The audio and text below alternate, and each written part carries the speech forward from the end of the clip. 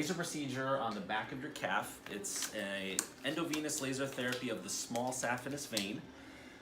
It's one of the veins that we treat in the whole process of treating venous insufficiency. And so we're going to walk through it and explain everything we're doing and treat that small saphenous vein. So the initial thing, what I'm going to do first is take a look at the vein in the back of the calf. And I'm going to use some ultrasound, some cold gel. So here's some cold gel, nothing sharp. Cold gel, cold gel, cold gel. This will be cold. Now this is just me looking with ultrasound. So all I'm doing here is just taking a quick scan of the vein and identifying any branches, anything that may make it difficult to advance that laser through. And then we'll take a look at an access point. We try to go as low as possible in the ankle to try to treat as much of the vein as possible. What you're feeling me is just pushing down now, a little bit of me pushing down. Nothing more, just a little bit of pressure. So this is going to be that little puncture of some numbing medication. Let me know if you feel any discomfort above just the needle. Small pinch. Pinch, pinch, pinch. Numb, numb, numb, numb, numb. A little bit of numbing medicine there. Good. Now we're going to get access. Small little needle. Slightly bigger needle. Here we go. Small pinch. I'm going to try to advance a little wire through. Feel some pressure in a second as I try to get to navigate through the leg. If you feel any pain, let me know.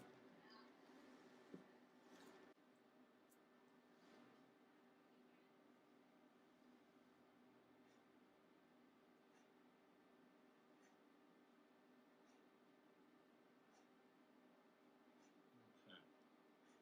So I have access into the vein. Just following the vein up the back of the calf to the knee there.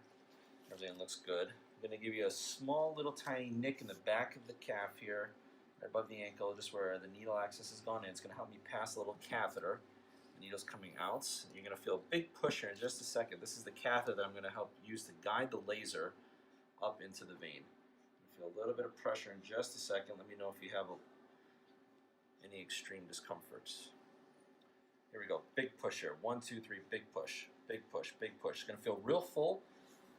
A lot of times it's just as big as the vein itself, so you can feel it kind of spasm down at times. But catheter's in, the little wire's coming out. Now we're going to advance the laser in.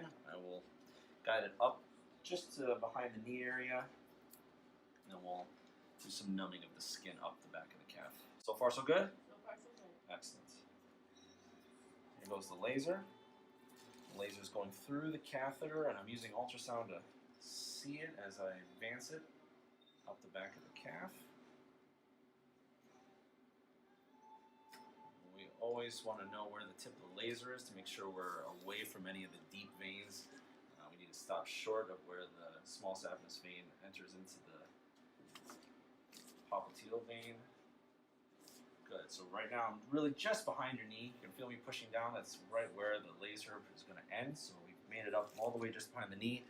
This part now, what I'm going to do is numb the back of the leg. So we're numbing the back of the calf from the access site up to the knee. The goal is to anesthetize the skin so we take away any pain from the heat that we generate, and also to trap that heat around the vein. So there are several needle punctures, usually a handful, to try to cover as much as we can up and give the patient a really nice procedure. Small pinch, small pinch, small pinch. Lots of numbing medicine here. So I'm using ultrasound to advance this needle through and numb all around the laser, trapping that medicine all in around the vein so that the heat can also be trapped in the area as well. Lots of numbing. Good job. In general, the treatment itself should take us anywhere between 15 and 20 minutes. Most of the time, the process itself is really, the length of the procedure is really just more getting access in, numbing the skin. Treatment times vary, but in general, they're around 5 minutes or so of treatment time. It depends on the length of the segment of vein and how much heat we apply. Small pinch, small pinch, small pinch. Lots of numbing here. Okay. So we've numbed the skin all around the laser. So at this point, I'm going to confirm my position, make sure that I'm in a spot that has received the numbing medicine. I'm just advancing and pulling back on the laser and looking with ultrasound to make sure I see where I am. So I'm in a safe spot away from deep veins in an area that's nice and numb. And then I'm going to slowly advance back this catheter. Some people choose to leave the catheter in. I like to leave the catheter out, hold a little pressure at the site, and then slowly pull. I just confirm that I know that the catheter is out. So yeah, 6 is fine. And that way I'm not cauterizing or scarring, if you will, the catheter in the skin. So again, confirm my position. All right, so we're going to begin here. Let me know if you feel any discomfort, a little bit of pressure, normal. If you feel as intense heat, I want you to tell me and we'll stop. It usually takes a few seconds to get started. Feels hot behind my knee. Okay. On a scale of 1 to 10, how bad? 9. Okay, how about now? And there you go. I'm sorry? Much better. Better? Good. How about now? I don't feel it now. Okay. So initially, as she was noticing, as you initially start, sometimes that area is least numb, and so you feel the heat initially right off the bat. 9 out of 10 is something I want to know about. We don't like to have that much heat to that area that the patient feels it, but occasionally it does happen, as we just saw. And so we'll just quickly, back the laser out of that area, and as you saw, it was into an area that was not painful, and she's tolerating really well.